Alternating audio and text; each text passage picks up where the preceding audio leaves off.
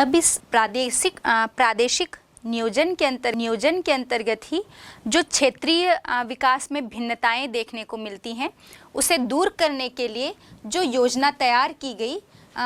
वो था विकेंद्रीकरण योजना। अभी हमने बात की थी, विकेंद्रीकरण जो है वो अपनाया गया, इसकी नीति अपनाई गई और इसके तहत हर स्तर पे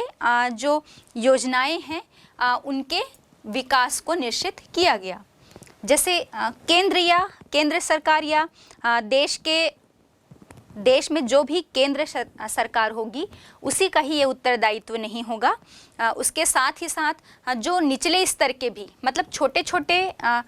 उसमें स्तरों में इसको विभाजित कर दिया गया, जैसे कि राज्य स्तर पर, जिला स्तर पर, किसी ग्रामीण मुख्यालय के स्तर पर, इन सभी स्तरों पर योजनाओं को बनाने के लिए या उन्हें उचित और तकनीकी सलाह देने के लिए ये जो विकेंद्रीकरण की नीति को अपनाया गया प्रादेशिक नियोजन के अंतर्गत। अब हम इसमें देखते हैं कि इसके भी दो क्षेत्र तय किए गए, पहला लक्ष्य क्षेत्र और दूसरा लक्ष्य समूह। मतलब जो क्षेत्र विकास के दृष्टिकोण से पिछड़े हुए थे वहाँ पर और अधिक विकास की गति को बढ़ाने के लिए वहाँ अर्थव्यवस्था के विकास के लिए दो क्षेत्र तय किए गए, पहला लक्ष्य क्षेत्र और दूसरा लक्ष्य समूह। तो लक्ष्य क्षेत्र में एक क्षेत्र को, किसी प्रदेश को शामिल किया गया और समूह में छोटी छोटी संस्थाओं के माध्यम से विकास की जो योजनाएं हैं वो बनाई गई। तो इसमें प्रमुख रूप से हम देखते हैं लक्ष्य क्षेत्र के अंतर्गत इसमें 4 इसके डिविजन्स हैं। पहला आपका सूखा संभावी क्षेत्र विकास कार्यक्रम, दूसरा पर्वतीय क्षेत्र विकास कार्यक्रम, तीसरा जनजातीय क्षेत्र विकास कार्यक्रम और चौथा है आपका कमांड क्षेत्र विकास कार्यक्रम। अब लक्ष्य समूह के अंतर्गत हम देखते हैं, इसमें भी प्रमुख रूप से 2 हैं। पहला है आपका SFDA, जिसे हम कहते हैं लघु किसान विकास संस्था या स्मॉल फार्मर डेवलपमेंट एजेंसी, लघु किसान विकास संस्था, या इसे ही हम SFDA के नाम से जानते हैं। और दूसरा समूह है आपका MFDA, या हम इसे कहते हैं मार्जिनल फार्मर डेवलपमेंट एजेंसी या सीमांत किसान विकास संस्था। ये 2 प्रमुख लक्ष्य समूह निर्धारित किए गए जिनके माध्यम से अर्थव्यवस्था का विकास जो है वो सुनिश्चित किया गया।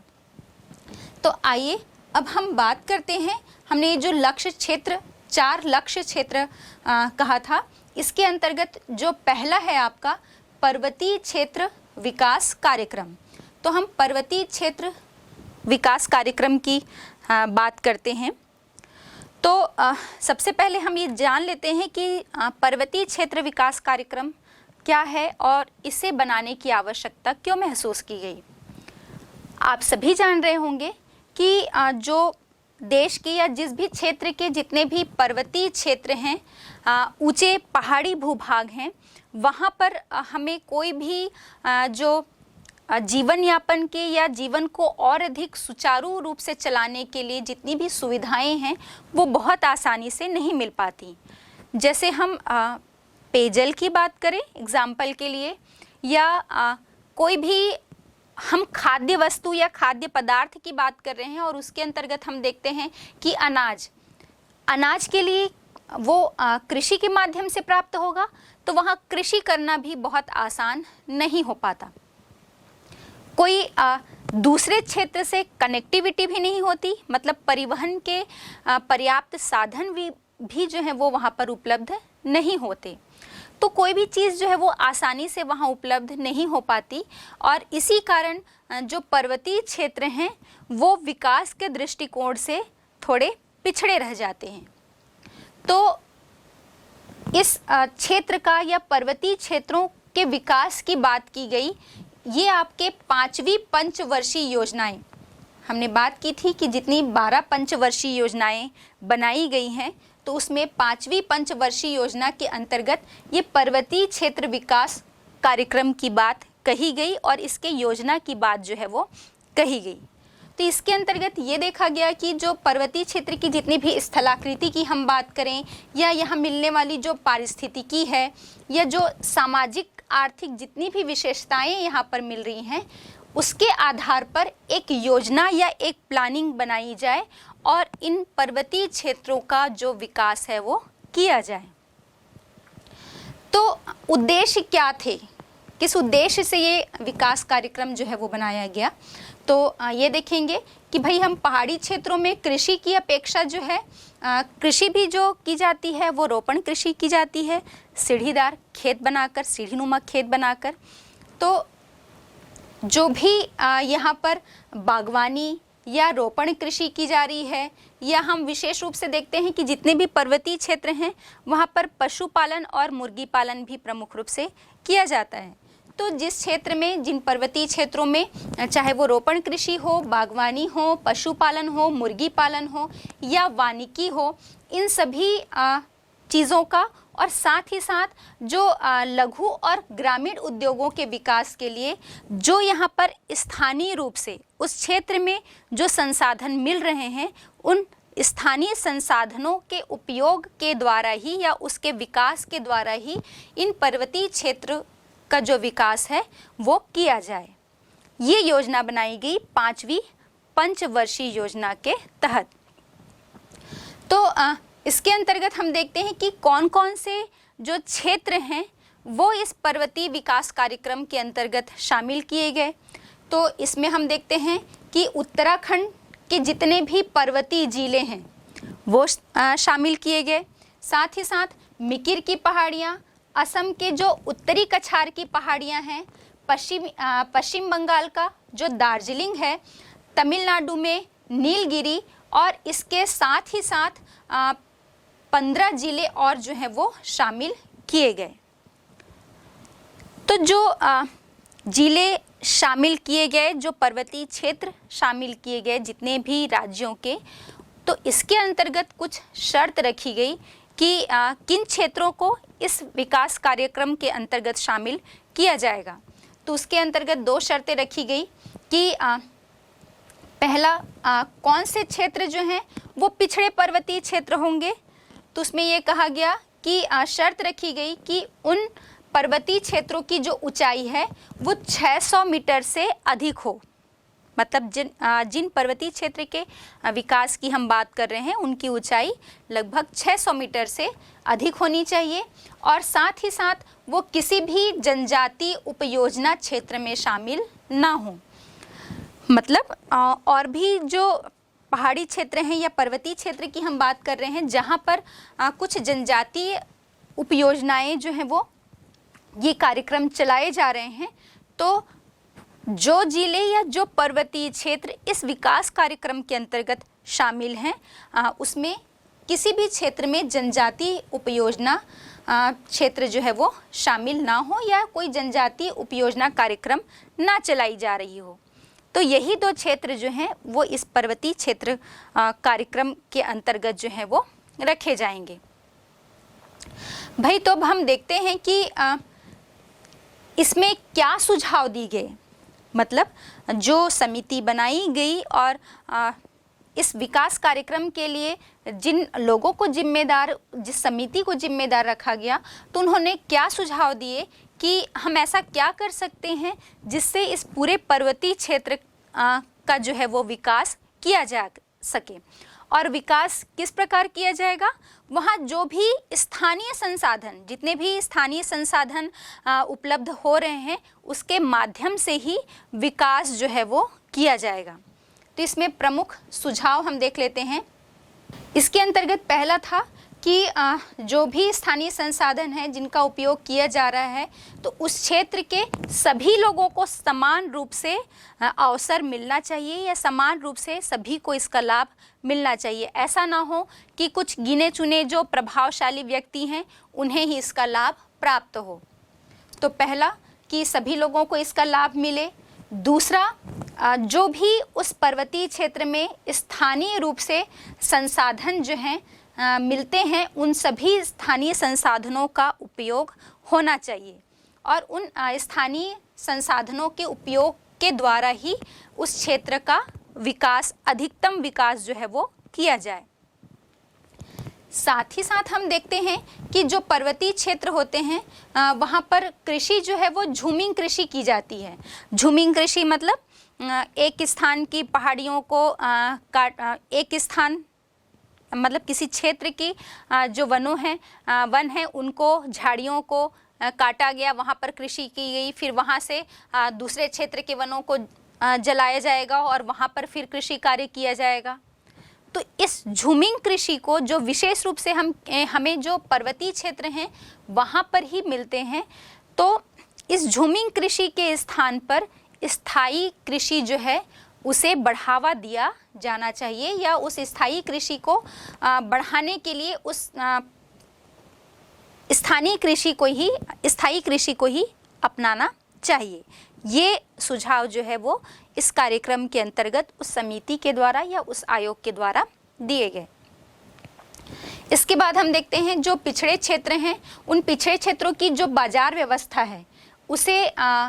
उसमें सुधार किया जाए, ताकि वहाँ जो श्रमिक हैं उनको अधिक से अधिक लाभ प्राप्त हो।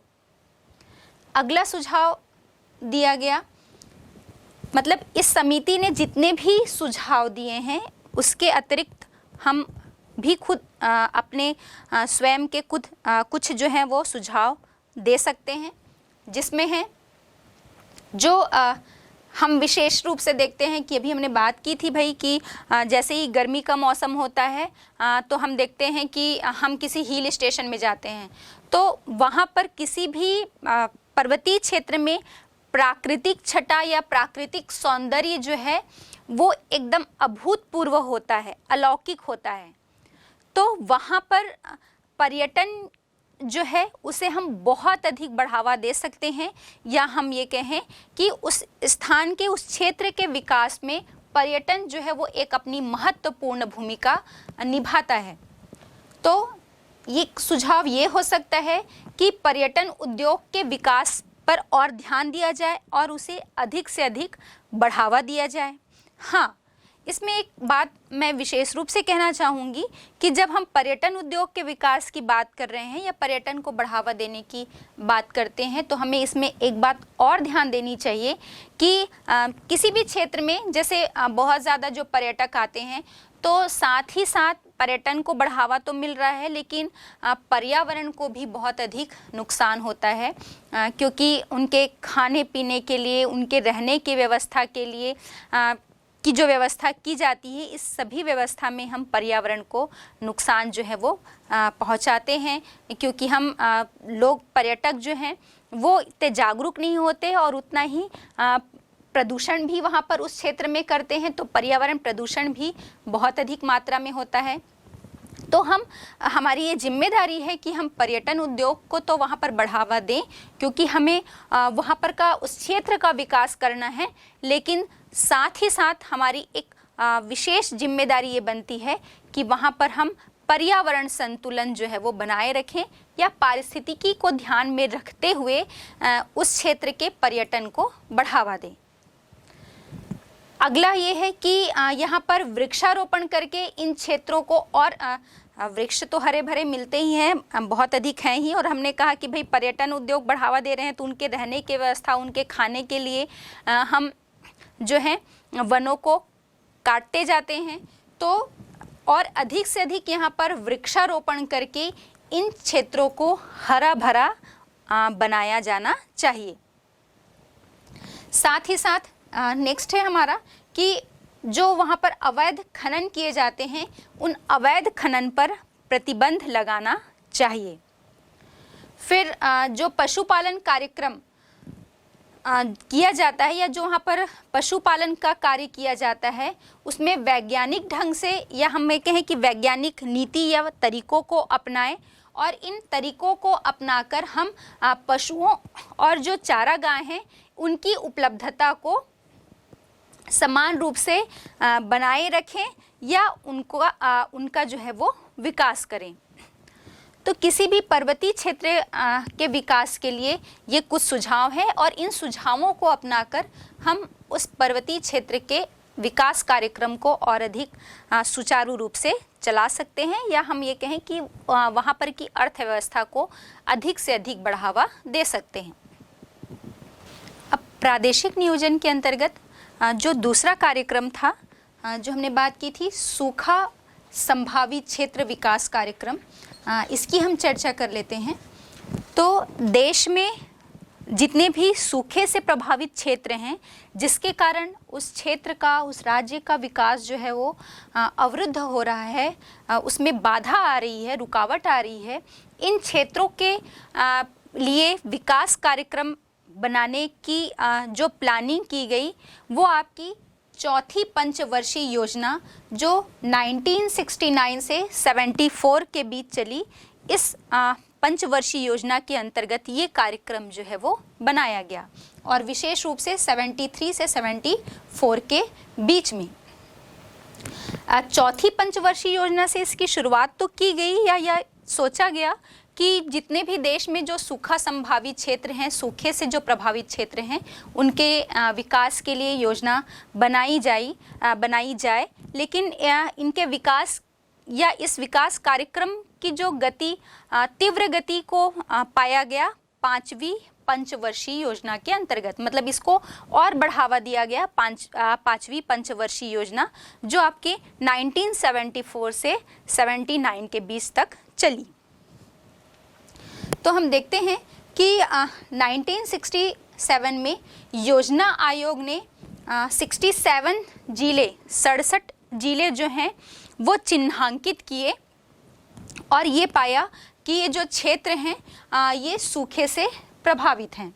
तो 67 जिले 1967 में किए गए, लेकिन 1972 में जो सिंचाई आयोग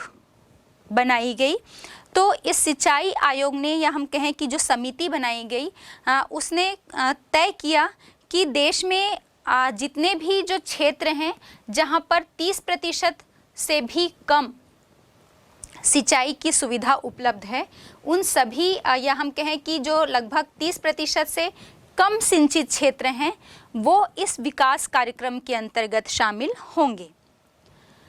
और हम देखते हैं कि हमारे देश में राजस्थान से तो हम सभी परिचित हैं कि ये एक मरुभूमि है, मरुस्थलीय क्षेत्र है, तो राजस्थान तो इसके अंतर्गत आएगा ही, और साथ ही साथ राजस्थान के बाद गुजरात, पश्चिमी उत्तर प्रदेश, महाराष्ट्र का मराठवाड़ा, आंध्र प्रदेश की जो रायलसीमा है, और साथ ही साथ तेलंगाना पठार, कर्नाटक पठार और तमिलनाडु की जो उच्च भूमि है, और इसके जो आंतरिक भाग हैं, साथ ही साथ आंतरिक भाग के जो शुष्क और अर्ध शुष्क क्षेत्र हैं, ये सभी जो हैं ये सूखा संभावित क्षेत्र विकास कार्यक्रम के अंतर्गत शामिल किए गए। अब हम देखते हैं कि इस कार्यक्रम को बनाने के उद्देश्य क्या थे। तो इस कार्यक्रम को इसलिए बनाया गया कि सूखे से जितने भी क्षेत्र प्रभावित हैं, जिसके कारण उनके विकास की गति जो है वो धीमी हो गई है, तो उसे निरंतर आगे की ओर बढ़ाना, और इसमें क्या क्या बातें होनी चाहिए जिससे वो क्षेत्र विकास करेगा। तो पहला इसमें कहा गया कि जो स्थानीय लोग हैं, इस समिति ने बोला कि जितने भी इस सूखा संभावित क्षेत्र के स्थानीय लोग हैं, उन लोगों को ज़्यादा से ज़्यादा रोजगार उपलब्ध करवाना। साथ ही साथ सूखे के प्रभाव को कम करने के लिए जो सिंचाई के साधन हैं, वो सिंचाई के साधन को और अधिक जो है वो विकसित किए जाए, या हम कहें कि जिससे सिंचाई के अधिकतम साधन विकसित किए जाएंगे तो सूखे के प्रभाव को कम किया जा सकता है। तो ये जो थे ये प्रमुख दो उद्देश्य थे जिसके माध्यम से इस सूखा प्रभावित क्षेत्र जो है उनका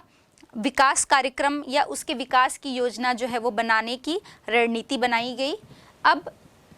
इसके अंतर्गत क्या क्या कार्य किए गए, तो शुरुआत में तो हम देखेंगे कि जब ये योजना बनाई गई, ये कार्यक्रम बनाया गया, तो शुरुआती स्थिति में या शुरुआती स्तर पर जो सिविल निर्माण कार्य हैं उन पर बहुत अधिक जोर दिया गया। लेकिन बाद में ये महसूस किया गया कि इससे बात नहीं बनेगी और जो मतलब शुरुआत में तो सिविल निर्माण कार्य इसलिए इस पर जोर दिया गया क्योंकि ऐसे सिविल निर्माण कार्य जिसमें बहुत अधिक श्रमिकों की या लेबर्स की आवश्यकता होती है, इस पर जोर दिया गया, जिससे वहाँ रहने वाले जो स्थानीय लोग हैं उन्हें अधिक से अधिक मात्रा में रोजगार जो है वो उपलब्ध हो सके। लेकिन बाद में ये लगा कि भाई इससे बात नहीं बनेगी और इसके बाद फिर दूसरे स्तर पर देखा गया कि जो सिंचाई परियोजनाएं हैं, सिंचाई परियोजनाओं के साथ साथ जितने भी जो वहाँ पर लवणी भूमि मिलती है, उस लवणी भूमि के लिए भूमि विकास कार्यक्रम और साथ ही साथ वृक्षारोपण और चारागाह के विकास के लिए कार्यक्रम बनाए गए और ग्रामीण सेवाओं पर भी जोर दिया गया। ये कार्य जो हैं इस सूखा संभावित क्षेत्र के विकास के लिए किए गए। अब हम ये देखते हैं कि लगातार हमारे देश की जनसंख्या तो बढ़ रही है, जनसंख्या का दबाव जो है वो कम नहीं हो रहा है। तो क्या हम मतलब इस कार्यक्रम को जब चलाया गया तब भी ये महसूस किया जाने लगा कि ज़्यादा से ज़्यादा जोर जो है वो हम कृषि और उससे संबंधित कार्य पर ही दे रहे हैं और जनसंख्या तो लगातार बढ़ रही है, उसका दबाव लगातार बढ़ रहा है और इसके लिए हम क्या कर रहे हैं कि हमारे आवश्यकता की पूर्ति के लिए ही हम ज़्यादा से ज़्यादा उत्पादन प्राप्त करने की कोशिश करते हैं क्योंकि हर जनसंख्या को भोजन की आवश्यकता है और इसके लिए हम बहुत अधिक उर्वरकों का प्रयोग या कीटनाशकों का प्रयोग कर रहे हैं, ज़्यादा से ज़्यादा सिंचाई जो है वहाँ पर कर रहे हैं और उत्पादन प्राप्त करने की कोशिश कर रहे हैं और जितनी भी भूमि है हमारे पास पहले ही लवणी है उसे और ज़्यादा लवणी बनाते जा रहे हैं और भूमि की पूरी जो उपजाऊपन है उसे हम नष्ट करते जा रहे हैं क्योंकि जितनी कृषि भूमि उपलब्ध है उससे तो हम ज़्यादा से ज़्यादा मात्रा में कृषि उत्पादन प्राप्त करने की कोशिश कर ही रहे हैं और साथ ही साथ फिर इस क्षेत्र में ये महसूस किया गया कि जो किसान हैं वो उपलब्ध कृषि भूमि के अतिरिक्त जो सीमांत कृषि भूमि है उनका भी प्रयोग करने के लिए मजबूर हो गए हैं क्योंकि जनसंख्या जो बढ़ रही है और उन्हें अनाज उपलब्ध कराना फर्स्ट प्रायोरिटी है। तो इस कार्यक्रम के तहत ये महसूस किया गया कि बढ़ते जनसंख्या के दबाव के कारण और कृषि भूमि के लगातार जो है अधिक से अधिक उपयोग करने के कारण भूनिम्नीकरण की जो समस्या है वो प्रमुख रूप से उत्पन्न हो रही है। देखा गया कि भूमि का उपजाऊपन है वो लगातार नष्ट होता जा रहा है। तो फिर इसके लिए ये महसूस किया गया कि जो ये क्षेत्र हैं यहाँ पर कृषि और उससे संबंधित कार्य के अतिरिक्त वैकल्पिक रोजगार के अवसर जो हैं वो ढूंढे जाएं या ये महसूस किया गया कि जो स्थानीय लोग हैं उन्हें और अधिक रोजगार उपलब्ध कराने के लिए कृषि से अतिरिक्त उसको छोड़कर मतलब उस पर और बहुत ज़्यादा फोकस ना करें और एक वैकल्पिक व्यवस्था बनाई जाए जिससे कि वहाँ के लोगों को अधिक से अधिक रोजगार जो है वो उपलब्ध किया जा सके।